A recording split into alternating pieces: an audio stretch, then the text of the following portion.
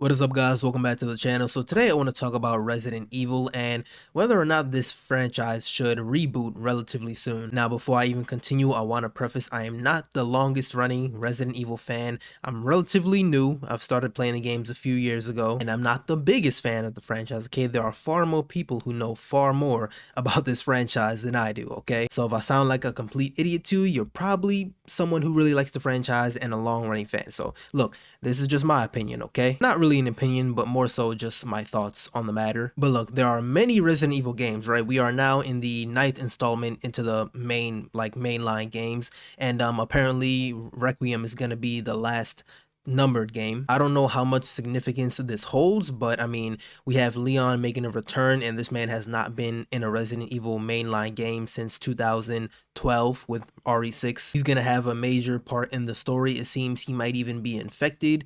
Who knows how things are gonna end up with him. They were able to keep Leon under wraps for a very long time up until that got leaked, and then they revealed it at the Game Awards. So I don't doubt characters like Chris, Ada, Jill, I don't doubt that they're gonna make a return in Requiem. And to be honest, if that's the case, it feels like this is an end game level game, you know? And if that's the case, then maybe they're gonna be sunsetting some of these characters, whether they make them die or not. One thing it seems Resident Evil has been good at for a very long time is introducing new characters and not being stuck with characters that have already been established. So the first Resident Evil, I believe, was Jill Valentine, the second was Leon, third was Jill again, 4 was Leon again, then 5 was Chris and Sheva, and in the mix you had Claire, you had Ada, in 6 again you had Leon, you had Helena, I think there was one guy named Jacob, you had Sherry, and there are just so many other characters that I'm not too familiar with because I haven't played every game, I haven't played the non-mainline games, but there are so many characters that they can just reintroduce and have be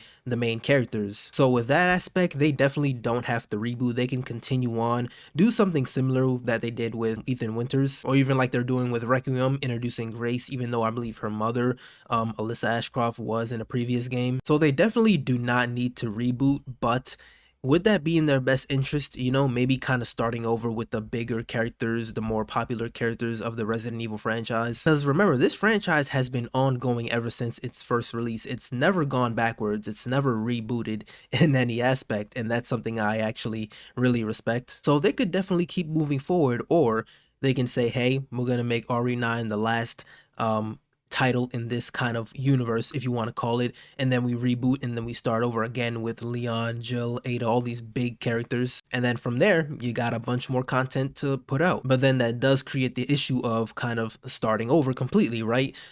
Creating more lore, more new lore. They've already got like 30 years of lore, right? So they can continue on for sure, like I said, with these characters that have been established, that have barely been used. So I don't know, to be honest, I'm not really more partial to one stance. I'm kind of just going over the choices, I guess. For sure, I would like to hear your guys' input. I'm sure more of you know more than I do, a lot more than I do. Only started playing Resident Evil like 3 years ago. I've known some of the lore way beforehand, but in terms of playing it and seeing more and more of the lore and characters, only about 3 years ago. Typically, when it comes to reboots, they're not like right after a series ends, you know. It would be like a series ends, then maybe 7 or 8 years later they decide to reboot the series, similar to like the Modern Warfare series. Modern Warfare 3 was 2011 and they rebooted it in 2019. And I know we're in an era of kind of like reboots, remasters, and remakes, right?